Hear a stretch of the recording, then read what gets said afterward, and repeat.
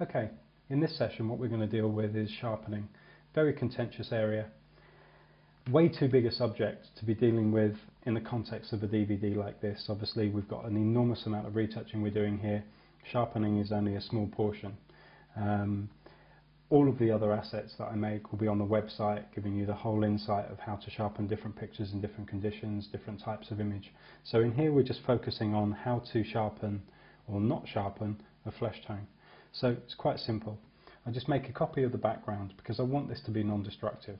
I then go up into here and I just say make a new group from the layer, and I just say sharp. So I'm working on a copy of the image. I click on it.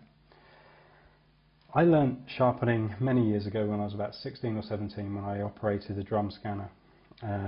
So this isn't anything to do with Photoshop, this is just something to do with the science or the philosophy or the principles of sharpening. Okay, whenever I ever sharpened a picture that was orientated towards fashion, beauty, flesh tone or whatever, you just always use the red channel. We sharpen through the red channel, not as it stands, but we make it a negative. So why don't we just do that? All I'm going to do is pick up the red channel. I'm going to make a copy of it by dragging it down to here. First thing I'm going to do is I'm just going to say invert, because I want to protect red in the spectrum. I don't want to affect red, so I need it to be the opposite. And now you can see that if you imagine that as a stencil or something that you were spraying through an airbrush mask, and that the white areas were clear, the white areas are the affected areas. So in here, in the eyebrows and the eyelashes and things like that, a little bit in the lips, but we wouldn't be affecting the flesh tone a great deal. So what I'm going to do is overemphasize this a little bit. So if I just go into levels now,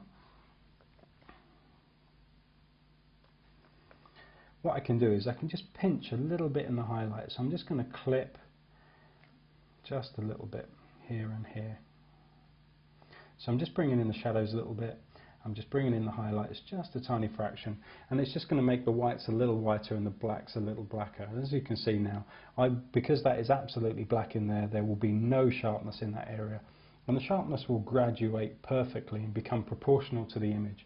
That's the whole key to this. Everything I do has got to be proportional. So the way we apply that is really quite simple. Hold down the Apple key or the Control key.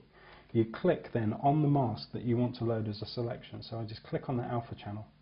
I now go back to RGB. I'm already selected on the layer I want to work on. So the important thing is I now put the image in actual pixels. So I just say view actual pixels, centralize it so I can see what's going on.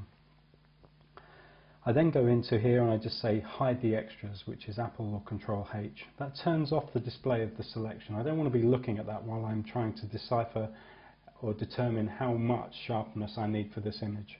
So then I just go into the only thing that can ever be used for me, and that's unsharp mask. So we go into here, unsharp mask. Again, it's very contentious of how much sharpness should be in here, and again we're going to deal with the absolutes of that and all the different principles of sharpening in another DVD at another time. But for this particular image, all I'm going to do is specify about 300, make it slightly over sharp so you can see it on the screen. So you can then see that when I come into here and I see before and after, you can then see that the eyebrows, the eyelashes are sharp, but the flesh tone next to it is not sharpened at all. There's no magic to this. This is, like I said, a principle that I've been using for a very long time, way before Macs and PCs and Photoshop.